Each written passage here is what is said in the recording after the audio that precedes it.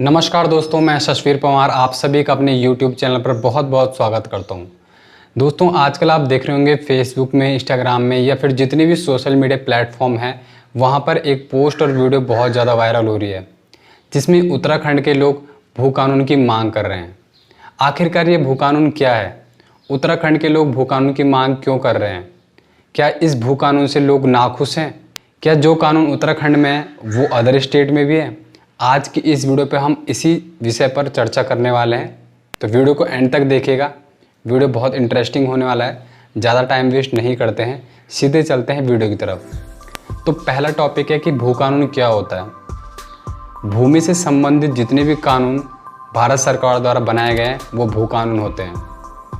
ज़मीन की रजिस्ट्री, ज़मीन को बेचना खरीदना, सरकार द्वारा किया गया अधिग्रहण अतिक्रमण, ये सभी वो टॉपिक है जिनके लिए भू कानून बनाए गए हैं। जैसे एक कानून ये है कि सरकार किसी भी क्राउडेड एरिया, कोई सिटी का एरिया या कोई बड़ा सा कस्बा है, उस जगह पर अधिग्रहण कर सकता है, लेकिन उसकी जगह पर उन लोगों को, वहाँ पे निवास कर रहे लोगों को मुआवजा देना होता है, जिससे वो संतुष्ट रह सकें। तो ऐसे काफ़ी सारे कानून बने हुए हैं। दूसरा टॉपिक है उत्तराखंड के लोग भू कानून की मांग क्यों कर रहे हैं। एक आर्टिकल मैं आप लोगों के साथ शेयर कर रहा हूँ, आप उसे देख लीजिए, उसे पढ़ लीजिए। आप काफ़ी कुछ जान जाएंगे कि उत्तराखंड के लोग भू कानून की मांग क्यों कर रहे हैं और उत्तराखंड में भू कानून के नियम कैसे बदलते रहते हैं। उत्तराखंड में निवेशकों को निवेश करने को आमंत्रण देने के नाम पर जमीन की खुली बिक्री के लिए पिछले 1 साल में राज्य की भाजपा सरकार ने भूमि कानून में कई संशोधन किए हैं। 6 अक्टूबर 2018 को उत्तराखंड सरकार भू कानून को बदलने के लिए अध्यादेश लेकर आई और उत्तर प्रदेश जमींदारी विनाश एवं भूमि सुधार अधिनियम 1950 में संशोधन का विधेयक पारित करवा लिया। उसने अब तक चले आ रहे कानून में धारा 143 का और धारा 154(2) जोड़ते हुए पहाड़ों में भूमि खरीद की अधिकतम सीमा खत्म कर दी है। संशोधन के तहत उक्त विधेयक में धारा 143 का जोड़कर यह प्रावधान किया गया है कि औद्योगिक प्रयोजन के लिए भूमिधर स्वयं भूमि बेचे या फिर उससे कोई भूमि क्रय करे तो इस भूमि को अकृषि करवाने के लिए अलग से कोई प्रक्रिया नहीं अपनानी पड़ेगी। औद्योगिक प्रयोजन के लिए खरीदे जाते ही उसका भू उपयोग स्वतः बदल जाएगा और वह अकृषि या गैर कृषि हो जाएगा। धारा 154(2) जोड़कर उत्तर प्रदेश जमींदारी विनाश एवं भूमि सुधार अधिनियम 1950 के अनुसार बाहरी व्यक्ति के 12.5 एकड़ जमीन खरीदने की सीमा हटा दी गई है। पहले वही व्यक्ति जमीन खरीद सकता था जो सितंबर 2003 से पहले तक यहां जमीन का खातेदार रहा हो। अब सरकार ने उद्योग के नाम पर जमीन खरीदने की छूट देते हुए अधिकतम सीमा 12.5 एकड़ तो हटाई ही है, साथ ही कृषि भूमि के गैर कृषि उपयोग के नियम भी शिथिल कर दिए हैं। उत्तराखंड में साल 2002 में राज्य में बाहरी व्यक्ति के लिए भूमि खरीद की सीमा 500 वर्ग मीटर थी और फिर 2007 में यह सीमा 250 वर्ग मीटर कर दी गई थी। अब विधानसभा में पारित अधिनियम के बाद पर्वतीय क्षेत्रों में भूमि खरीद की इस सीमा को औद्योगिक प्रयोजन के लिए पूरी तरह खत्म कर दिया गया है। इससे पर्वतीय क्षेत्रों में कृषि भूमि की खरीद का रास्ता खुल गया है। 4 जून 2019 को मंत्रिमंडल की बैठक में यह फैसला भी लिया गया है कि उत्तराखंड के मैदानी जिलों देहरादून, हरिद्वार, उधम सिंह नगर में भूमि की हलबंदी सीलिंग खत्म कर दी जाएगी। इन जिलों में भी तय सीमा से अधिक भूमि खरीदी या बेची जा सकेगी। इसके लिए सरकार ने अध्यादेश लाने का ऐलान भी किया है। जानकारों का अनुमान है कि उत्तराखंड के पहाड़ों में कुल 54 लाख हेक्टेयर जमीन है। इसमें लगभग 34 लाख हेक्टेयर वन विभाग के अधीन है। 10 लाख हेक्टेयर बेनाप बैरन जमीन है, जिस पर 1893 के रक्षित भूमि कानून के तहत किसी का अधिकार नहीं है। वैसे सरकार ने विधेयक में यह प्रावधान किया है कि भूमि को सिर्फ उद्योग स्थापित करने के लिए खरीदा जा सकता है और शर्तों के उल्लंघन की सूरत में क्रय की गई जमीन राज्य सरकार को हस्तांतरित हो जाएगी। इस आर्टिकल को देख के आप समझ गए होंगे कि किस तरीके से यहाँ पे भू कानून चेंज होते रहते हैं और भू कानून की मांग क्यों हो रही है। अगर आप नहीं समझे तो मैं आपको समझा देता हूँ। 2002 तक उत्तराखंड में अगर कोई भी बाहर का व्यक्ति in the sense other state के व्यक्ति यहाँ पर ज़मीन खरीदना चाहता है तो उसकी कुछ सीमाएं थी। केवल 500 वर्ग मीटर तक की ज़मीन वो यहाँ पर खरीद सकता था। ये नियम 2007 में बदला और बाहर का व्यक्ति यहाँ पर केवल 250 वर्ग मीटर तक ज़मीन खरीद सकता था, यानी कि पहले से घट गया। उसी दौरान धारा 154 के तहत 2003 से पहले का जो निवासी है वो यहाँ पर 12.5 एकड़ की ज़मीन खरीद सकता है। लेकिन अगर वो 2003 के बाद का निवासी है तो वो यहाँ पर केवल 250 वर्ग मीटर की ज़मीन खरीद सकता है। कुछ सालों बाद ये नियम ऐसे ही नहीं रहे, ये नियम फिर से चेंज हुआ। 6 अक्टूबर 2018 के बाद उत्तराखंड सरकार ने भू कानून बदलकर अब तक चल रहे कानून में धारा 143, धारा 154 जोड़ते हुए पहाड़ों में भूमि खरीद की अधिकतम सीमा को ख़त्म कर दिया। यानी कि अब कोई कितनी ज़मीन ले सकता है, कितनी ज़मीन बेच सकता है, किसी प्रकार की कोई भी रोक टोक नहीं है, फिर चाहे वो यहाँ का व्यक्ति हो या बाहर का व्यक्ति हो। ये बात थी पर्वतीय क्षेत्रों की। अब मैदानी क्षेत्रों की कुछ बात कर लेते हैं, जिसमें हरिद्वार, देहरादून, उधम सिंह नगर ये बड़े बड़े शहर आते हैं। यहाँ पर भी सीलिंग एक्ट को ख़त्म कर दिया गया है। सीलिंग एक्ट क्या होता है? सीलिंग एक्ट में एक परिवार सिंचित भूमि 15 एकड़ तक की ज़मीन को अपने पास रख सकता है। अगर बात करें असिंचित भूमि की तो वो 18 एकड़ तक चली जाती है। इस एक्ट को भी अब ख़त्म कर दिया गया है। कोई भी व्यक्ति कितनी भी ज़मीन अब रख सकता है अपने पास, उसकी कोई भी सीमा नहीं है। इन सभी कारणों की वजह से उत्तराखंड के निवासी जो हैं वो नाराज़ है, क्योंकि यहाँ पर अधिकतर देखा जाता है कि बाहर के व्यक्ति यहाँ पर ज़मीन खरीदते हैं, क्योंकि एक ये खूबसूरत पर्यटक स्थल होने के साथ साथ यहाँ पर बहुत सारी ऐसी जगहें हैं जो एकदम रमणीय होती है। तीसरे टॉपिक पे आते हैं कि उत्तराखंड के लोगों के लिए ये कानून किस तरीके से नुकसानदायक है, क्यों उत्तराखंड के लोग जो हैं इस कानून का विरोध कर रहे हैं।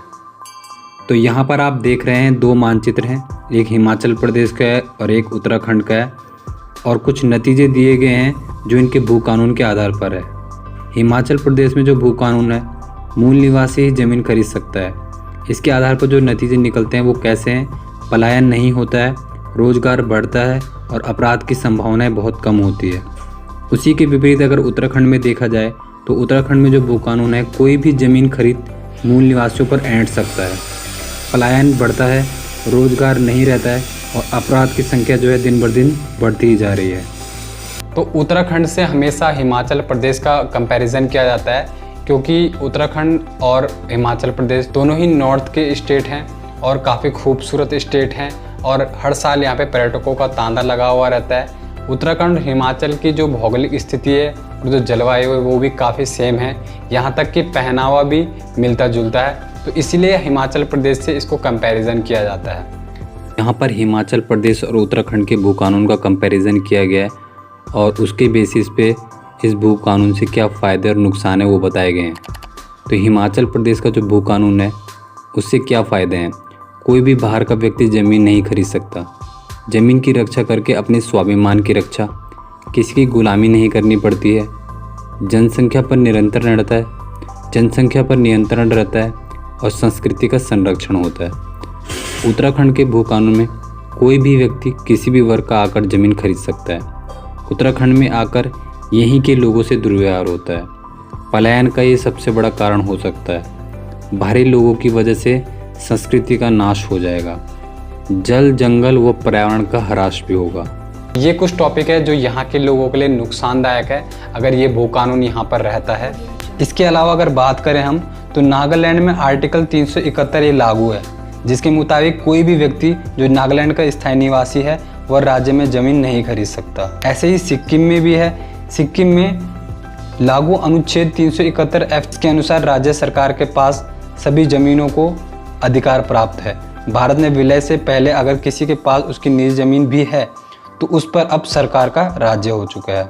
हिमाचल प्रदेश में भी आर्टिकल 371 लागू किया गया है, जिसके अनुसार दूसरे राज्य का कोई भी नागरिक हिमाचल प्रदेश में खेती करने के लिए ज़मीन नहीं खरीद सकता। और उत्तराखंड में कुछ ऐसे नियम लागू किए गए हैं जिसमें कोई भी व्यक्ति, कहीं का भी व्यक्ति कितनी भी ज़मीन खरीद सकता है, जो कि यहाँ के लोगों को पसंद नहीं आया है।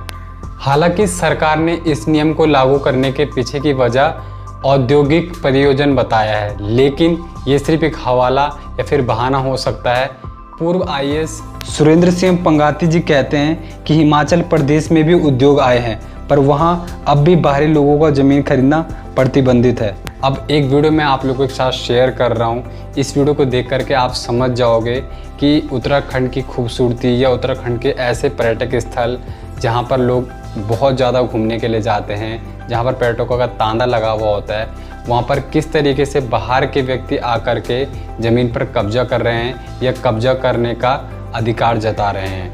देखिए इस वीडियो को। दोस्तों, मैं इस समय बेनीताल में हूँ और ये गैरसैंण का इलाका है और गैरसैंण की काफ़ी ऊंचाइयों पे है। और आप देखिए ये पूरा का पूरा ये जंगल का इलाका है, टॉप व्यू है और ये पूरा बुग्याल है।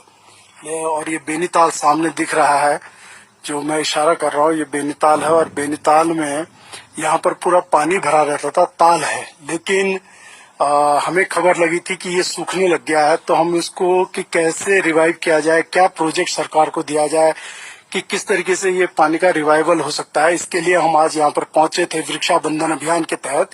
लेकिन बड़ा ही आश्चर्य का एक एस्पेक्ट यहाँ मिला है कि ये पूरी की पूरा जो बुग्याल है किसी व्यक्तिगत निजी प्रॉपर्टी बताकर यहाँ न केवल सड़क बंद कर दी गई है, बल्कि ये पूरा आप बुग्याल देखिए कितना शानदार व्यू है। लेकिन ये पूरा का पूरा इतना शानदार जो नजारा है ये किसी ग्राम सभा की होनी चाहिए थी या जंगलात की भूमि होनी चाहिए थी। लेकिन ये जंगलात की भूमि न होकर ये भूमि जो है एक व्यक्तिगत व्यक्ति जो उत्तराखंड का भी नहीं है उसने कब्जा ली है। और कब्जा क्या ली है, वो क्लेम कर रहे हैं कि ये हमारे को बेच दी गई थी अंग्रेजों के द्वारा।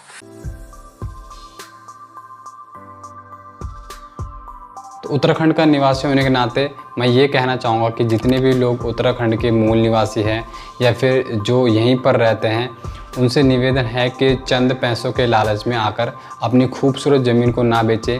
उत्तराखंड बहुत खूबसूरत है। एक पर्यटन यहाँ पर एक ऐसा स्कोप है जो उत्तराखंड को काफ़ी आगे ले जाता है और इसका पूरी दुनिया में नाम है।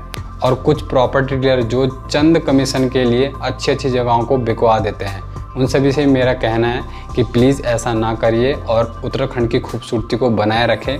हालांकि भूकानों के बारे में मैं कोई एक्सपर्ट नहीं हूँ, लेकिन मेरी रिसर्च और जितना मुझे पता था वो बातें मैंने आप लोगों के साथ शेयर की। आई होप आपको ये जानकारी पसंद आई होगी, ये वीडियो भी आपको अच्छा लगा होगा। अगर ये वीडियो आपको पसंद आया तो वीडियो को आप लाइक कर सकते हैं। चैनल पर अगर आप नए हो तो चैनल को सब्सक्राइब कर सकते हो। इस वीडियो के बारे में अगर आपकी कोई भी राय है, आप कमेंट बॉक्स में हमको लिख करके बता सकते हैं। तो आज की वीडियो में हम बस इतने रखते हैं। मिलते हैं आपको किसी नेक्स्ट वीडियो में। तब तक के लिए जय हिंद, जय भारत, जय उत्तराखंड।